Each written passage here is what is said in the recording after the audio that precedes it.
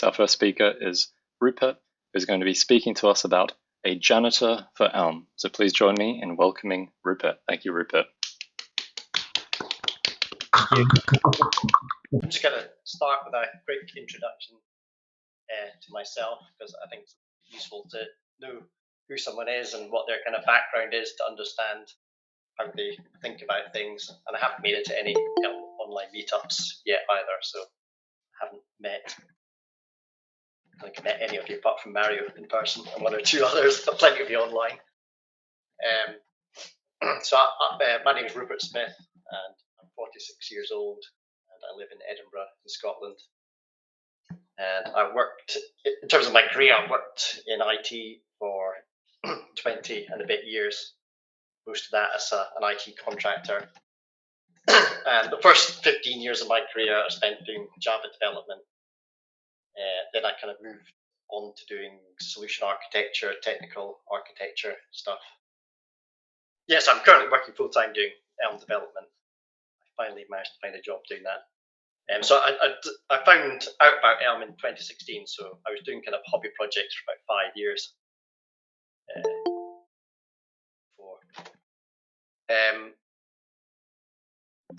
So when I left university and started out, Edinburgh didn't have a startup scene like it does now. And so my career, I tended to go and work for like big financials. Edinburgh has lots of insurance companies, banks and things like that. And we didn't have quite the sort of creative startup scene like you have nowadays, so I kind of missed out on that kind of wave.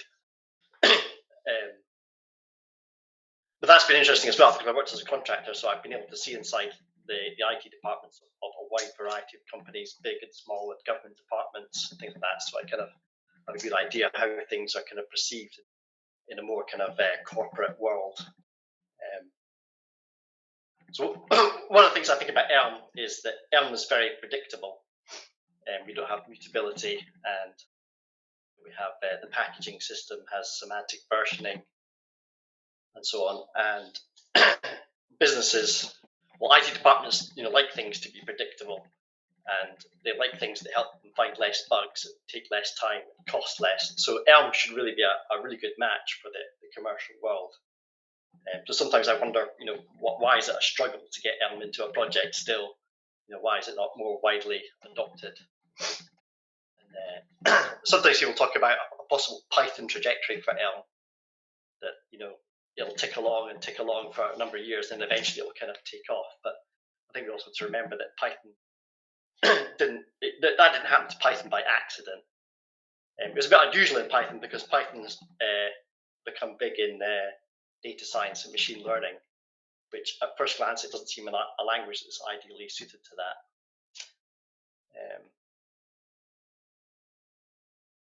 So just to say that, what I'd really like to see is that Elm becomes more widely adopted, so that when I'm looking for a job, I look at the job adverts and I see there's lots of opportunities to go and do Elm. I'd rather do that than Java or React or something like that. So I really hope that Elm manages to take off in a big way, so that I'm doing it. So I have a little slide here. This one. Is that visible? So it'll take a second, I think. Yep. A sort of circle with some arrows coming out the top. So I just want to talk for a moment about, an aspect, because open source is a big topic, but an aspect of open source and a sort of value proposition for a business when adopting an open source project or contributing to one. So I've got this little green circle here that says compiler and Elm/star, the sort of core of Elm.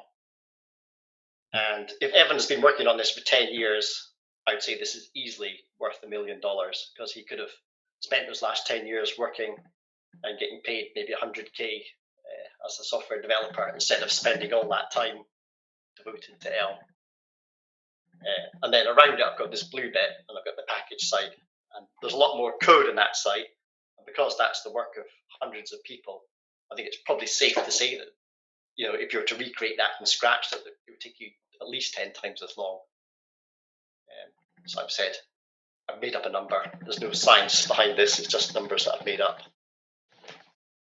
And then at the top here, I've got these arrows going in and out. So the value proposition is that if you get involved in an open source project and put your little contributions in, that's the smaller arrows, they all add up, and you kind of get more back than you put in from it. So already around the Elm kind of a lot of value building up, and as time goes by, more and more individuals, and I think more companies are kind of getting involved. I was saying 2021, we've probably seen more postings on the jobs channel than in any year before. So it is slowly expanding.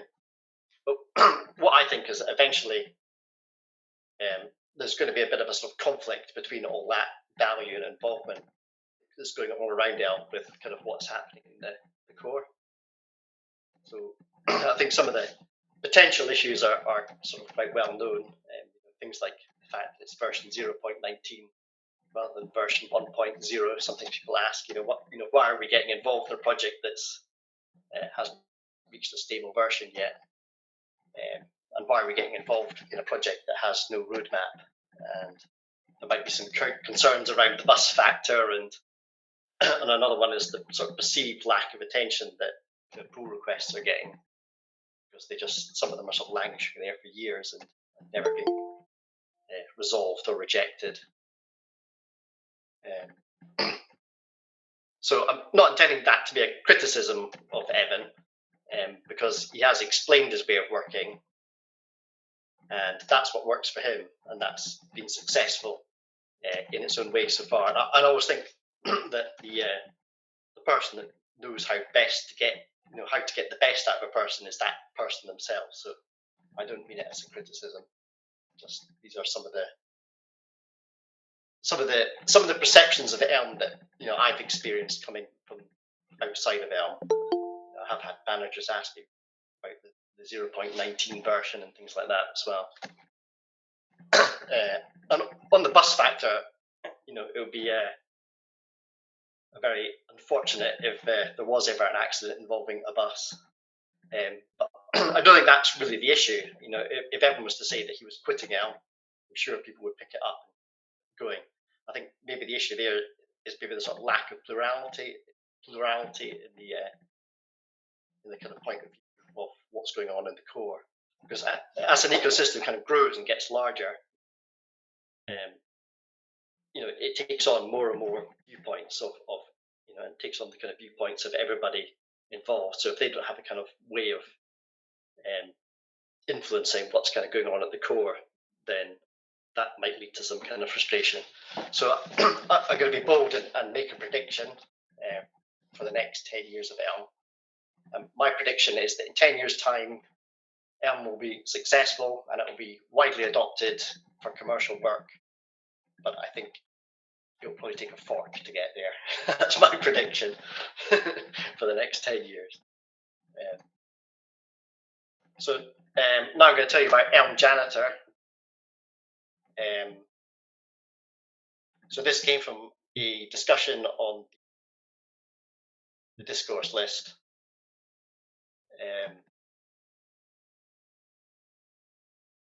Which says, I'd like to start a respectful discussion between Evan and the community about possible ways to improve the situation where Elm Star libraries don't get the attention and care fast enough due to the batched maintenance model. And the time to being dealt with is realistically measured in years rather than days, weeks, months. So every 6 months or so, somebody gets on the discourse list and has a bit of a complaint about the kind of state of affairs and asks what we can do to improve it. And what I generally like to do is try and steer those conversations towards actually doing something rather than just discussing them. Because it's always frustrating if we get to a big discussion and kind of ultimately nothing kind of comes out of it. But in this case, I think appealing to Evan to do something about it, he's already explained that isn't the way he works. So I sort of thought, relying on him as a way of doing things, ultimately that just isn't going to work. So I thought, what could we do that doesn't involve being blocked on Evan? And I also thought, before that, getting to that stage, it's also worth having a look and trying to understand, what is the issue? Is it actually really an issue? how much stuff is really out there that hasn't been merged, and is it really the case that people's contributions are never making it into the core? So I thought we should take a little look at the contributor graph. This is just on Elm core contributors. I thought this was a bit weird because ProcessBot started out before Elm did. Sorry, Evan did. Obviously, there's some kind of Evan probably hadn't set up his address correctly, so there's probably a lot of contributions there at the start that never got counted.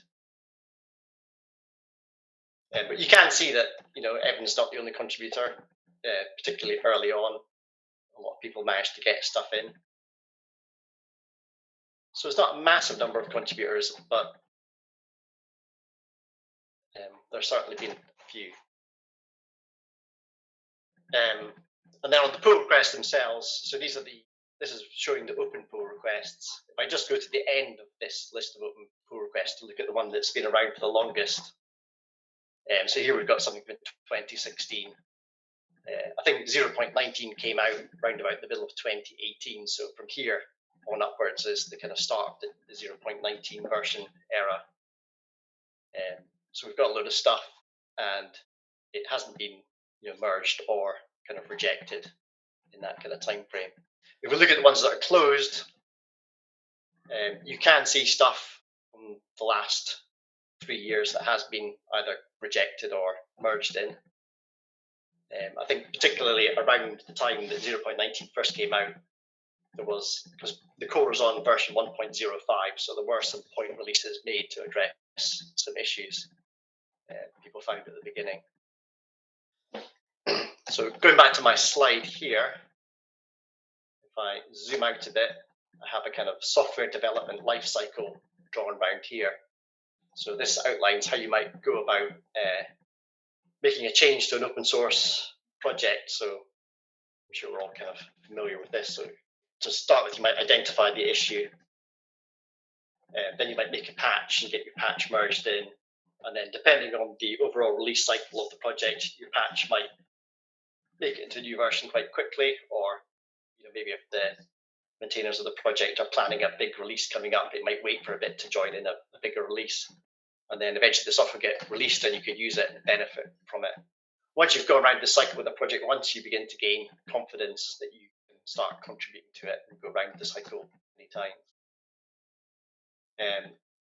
So on the cycle, I've drawn some red kind of stop signs. And these are the areas that were kind of blocked where this is preventing us contributing to the Elm core packages. So we can make a patch, but we can't get it merged in. So I thought the thing to do is, this is the first place where we're blocked. So to look at this process for core library maintenance, what I should do is just go and look at the pull requests. And the other reason I chose to look at the pull requests rather than the issues is because somebody has actually gone to the trouble of making a patch and submitting it, and that tells me that there's an issue there that's important enough that someone has gone to the trouble to try and do something about it. And also there's less pull requests and issues, so it was easier to analyze the pull requests. So what I did then was I made a spreadsheet, and across all the Elm core packages looked for the open pull requests and also other issues that people brought to my attention that didn't have pull requests against them, and put them into this sheet. And then what I did is I came up with a classification of all these issues that goes in order from the things that have the least impact, that won't break anything, to the things that have the sort of deepest impact, like changing the fundamental semantics of the language that would kind of break everything for everybody.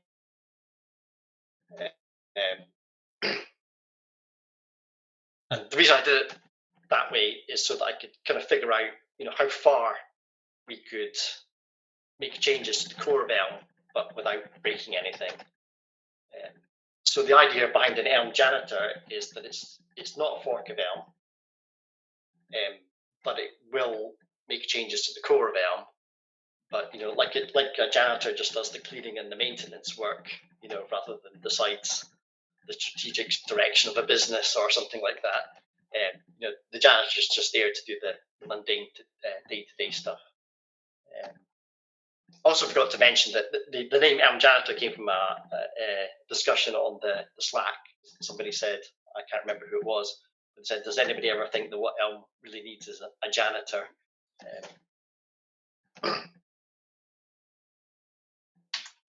So the first category is just documentation fixes. So they don't change any of the code, so they have zero impact. But it is nice that people try and fix the docs and make them better. The next category, which I initially forgot about, is the tests. They also don't change any of the runtime code. And tests are a lot like documentation in a way. Documentation documents the code in words. Tests document the code in code. So as I've been working on this, I added tests as a category and moved some stuff in there that I'd overlooked in the first pass round. The next category up is performance improvements. So they change the code, but they shouldn't really change the outcome of anything. They should just make it run faster. I kind of left those alone for now because I sometimes think I don't really know if these really are performance improvements without some kind of benchmark or test. So I think I'll come back and look at those a later time. And after that, we have ones that are simple runtime bug fixes. So something is causing a runtime exception, and that's definitely a bug because Elm famously advertises itself as having no runtime exceptions. And there are not very many of those. And initially, I had more in here. I had about 10. And actually, 4 of those were duplicates of the same issue, which is the parser dead ends to string 1. And at first glance, I thought that was a runtime bug because it returns a string that says to do. And what I thought actually was happening was it was doing a debug to do and therefore throwing a runtime exception. But actually, it's just returning a string, so it wasn't even a runtime bug. So when I've made another pass over this, I actually found that I don't have any pull requests just for simple bug fixes. And the next category up is changes to the implementation of APIs. So this will change the behavior of code at runtime, where somebody has decided that something isn't a feature, it's a bug and needs to be fixed. So there's a good amount of stuff in here, lots of useful stuff, maybe about 30 issues, I think, in there. And then beyond that, we have a category for adding new APIs, which will not be backward compatible, but this level and upwards, I think, is out of scope for Elm Janitor because this is kind of leading the way in design for new stuff. And the idea is just to fix existing stuff.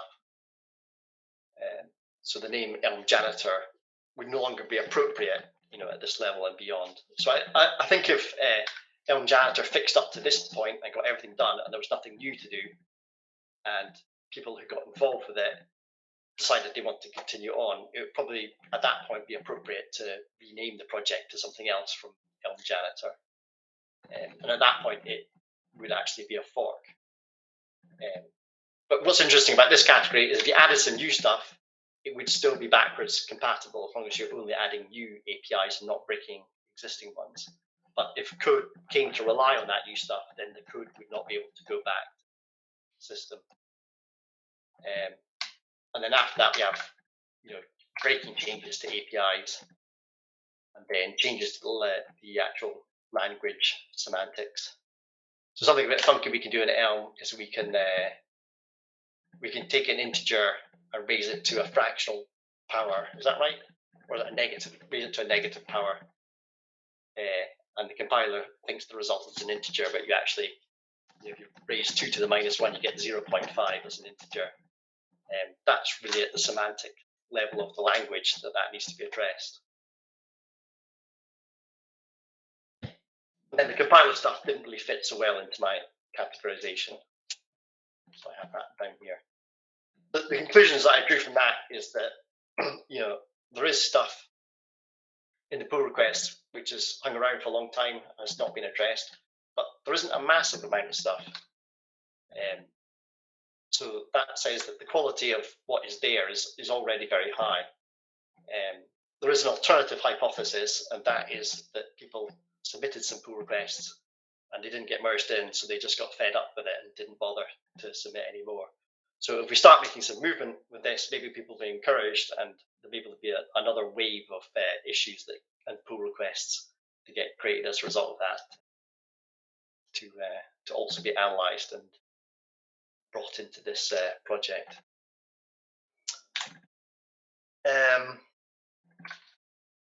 So I did mention that Elm Janitor is not a fork of Elm. The idea is that it's a release branch of Elm, so I've got a little slide to look at for that as well.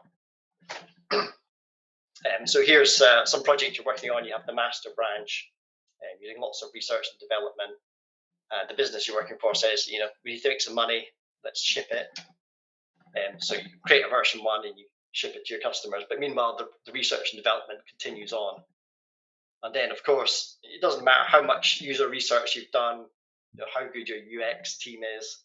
The first thing that happens when you give it to the real users is they find some way of breaking your product. They find something that you didn't anticipate them to do. So then maybe you have to fix some stuff and then give your customer a new version. And then if you're smart, whatever you fixed on this release branch, you'll merge back into your main line. That isn't always the way it works. Some products you always release from the mainline master branch. You never create this release branch. But this is a good model for how Elm works, because we don't have any control over the master branch. So if we want to make changes, we're going to have to work in a release branch. But certainly I've worked on real projects that have worked almost exactly like this. In fact, one time I forgot to merge something back and got called up on New Year's Eve, 31st of January, because the code I'd written was a Java project and it was very high performance, and we didn't want any garbage collection, so we wrote our own date time logic, and my date time logic rolled over to the 1st of January. I'd already fixed it, but I just hadn't merged it back onto the main line. So how would this work with an Elm core package? So here I've got Elm core version 1.05, and then in the future maybe there'll be a 1.06 or 1.1 or 2, who knows. So if we want to make some changes to that, we'll have to create a GitHub fork, but that's really a release branch. So this up here will have the Elm Janitor /core project, and I'll have a branch. I'll call it stack1 because the major and minor version is 1.0, and what I'm doing is I'm stacking some patches on top of that to fix issues. So we could do that, and we can make a version 1, and then we could add some more patches, or maybe we might have done something inadvisable, applied a patch that turned out not to be a good one, and we might revert it out and change the version there. So what I'm aiming to do with this is anything that gets put onto this stack, will be good citizens, and we'll make sure there's a nice clean pull request, well documented, pushed back onto the Elm core. Now I've drawn these as dotted lines because we have no ability to influence whether these things actually ever make it back into the core, which is why I also put a little question mark there. But at least we'll be able to figure out which patches are good. If we apply a fix and people like it and it's working well, that's also feedback that we can give. And similarly, if we apply a patch from a pull request against the Elm core project and it turns out not to be a good idea, we can provide that feedback too.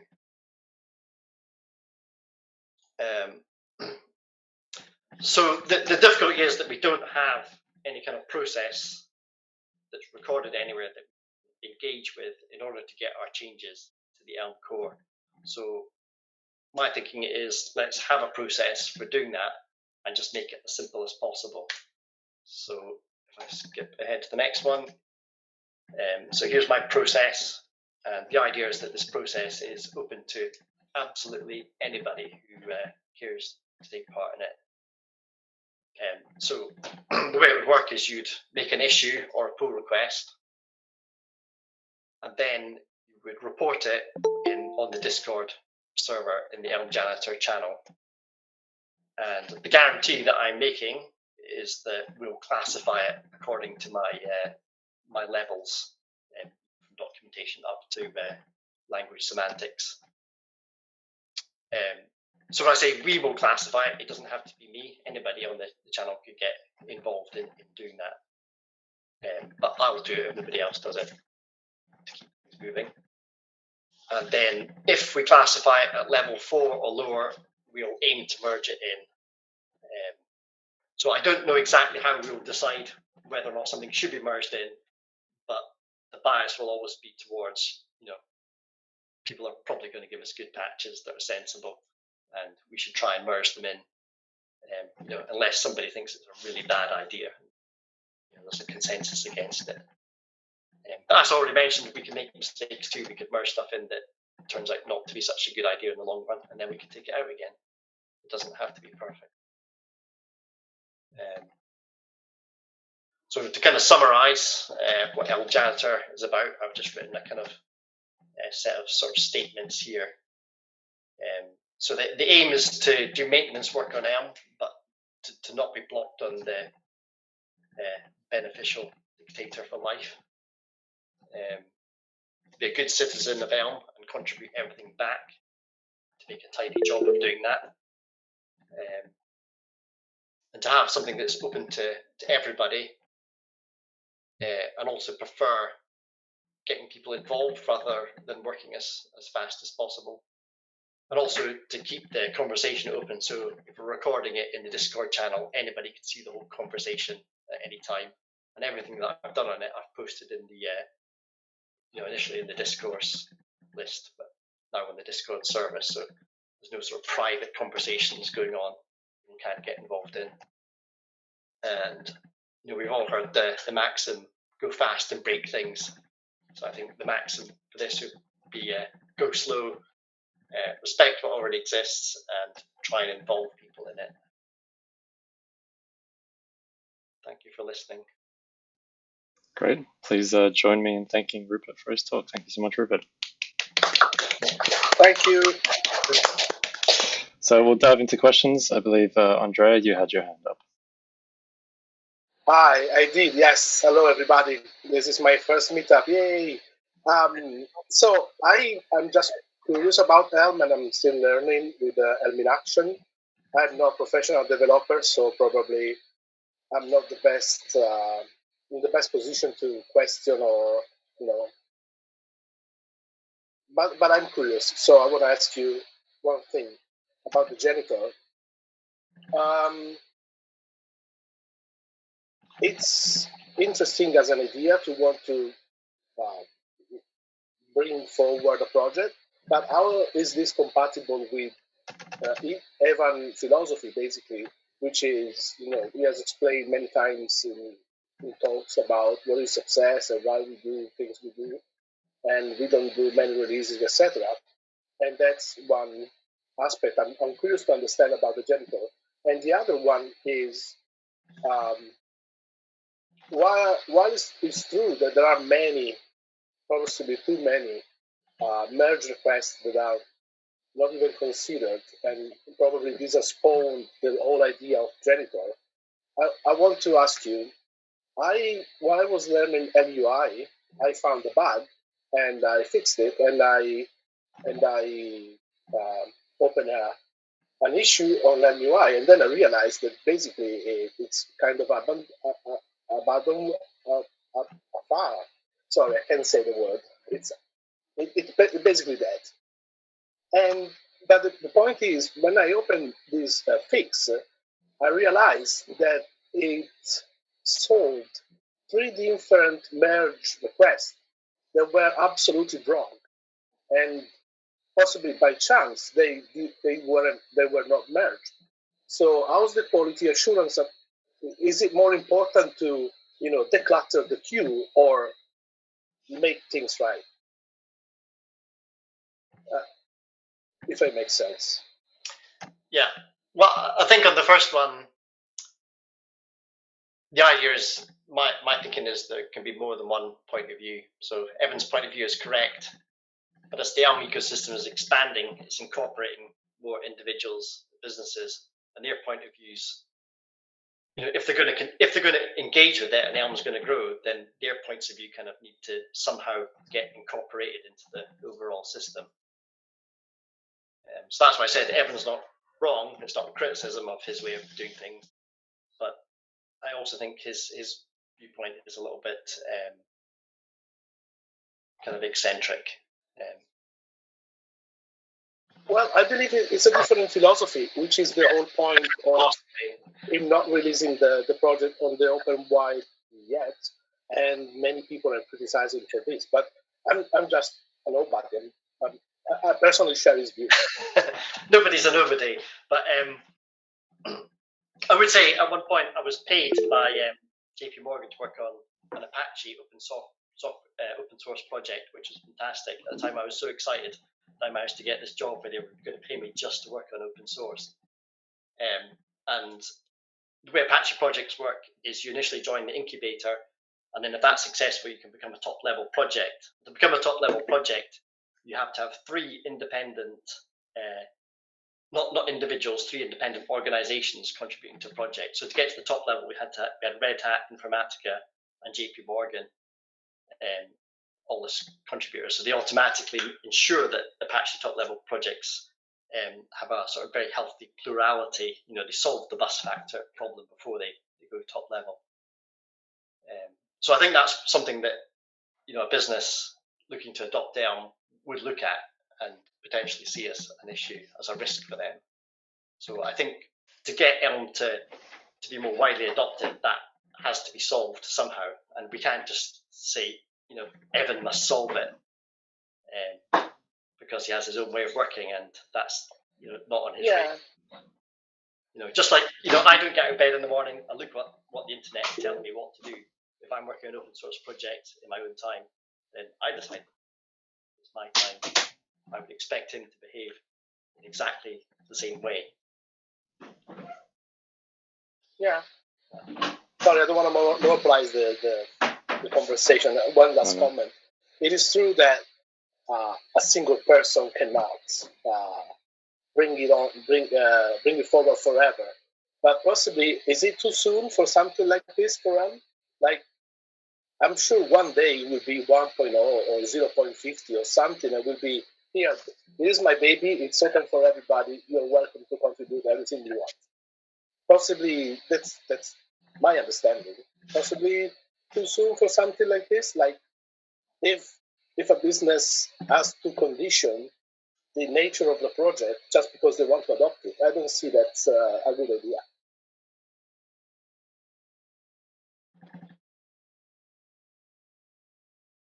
I realise I forgot to mention the other blockage, which is once the Elm Janitor has made some packages, we need a way of releasing them to get around this entire software development lifecycle. So another project that I've worked on is called EcoServer, which is an alternative package server. What I like about working on the Elm Janitor is that it's something I can pick up and do for a few hours and then forget about for another week.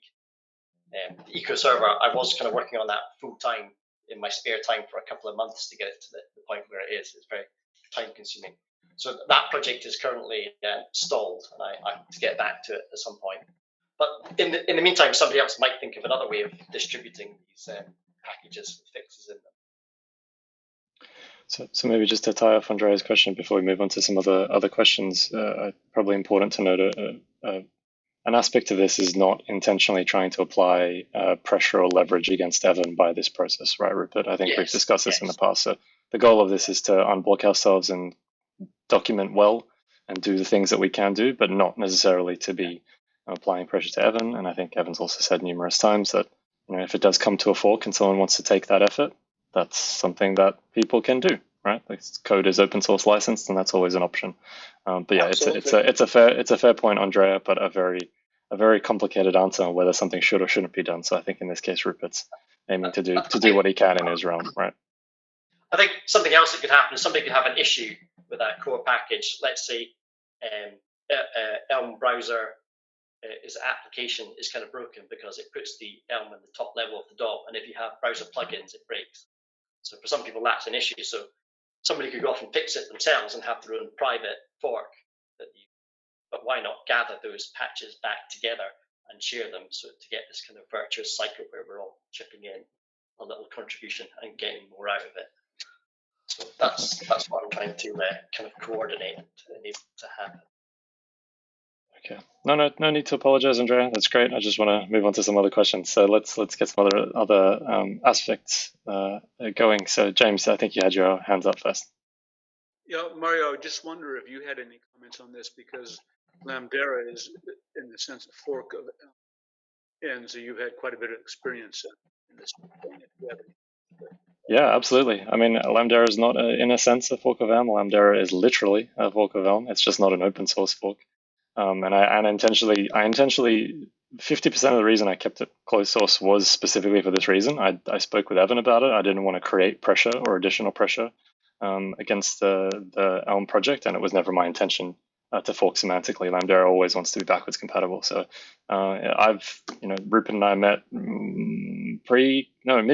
I think maybe about a year ago in Edinburgh, and had chats about this stuff. So no, I'm fully behind it. I think I'm behind anybody in the Elm community that demonstrates a willingness to solve problems and isn't looking to find leverage or pressure onto other people to do or not do certain things. As long as that's happening, I think that's a great outcome. So, yeah.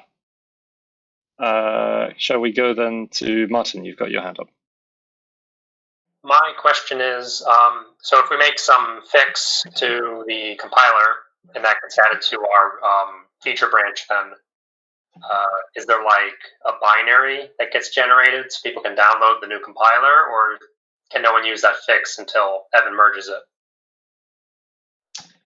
Yeah, I mean, I put the compiler issues separately because they don't necessarily fit into my model too well.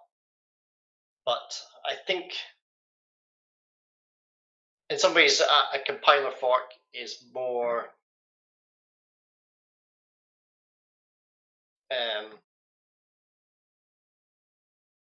kind of tolerable to exist alongside the other. So one of the ideas I have on this EcoServer project is to split the compiler up. There's one that does package installation and the other that does builds, but it only does the builds offline. So that wouldn't in any way interfere with the main Elm compiler. It's a tool that could exist alongside it. So I sort of think a complete fork of the compiler, could still interplay with the same ecosystem, if you see what I mean. It depends what you change, though, doesn't it? If you're completely changing the language semantics, you're not going to be able to use the existing packages, so you are sort of by default going back to a clean slate and kind of starting something completely new. Okay, just in the interest of time, it's a controversial topic that always brings up tons of discussion, but maybe we'll just take one last question from Jeremy before we move on.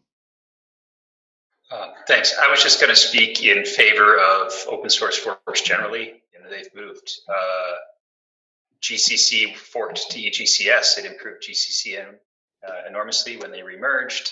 Emacs and XEmacs, NetBSD and OpenBSD. This is a healthy thing that happens at certain points in project life cycle, and that's the whole point of open source.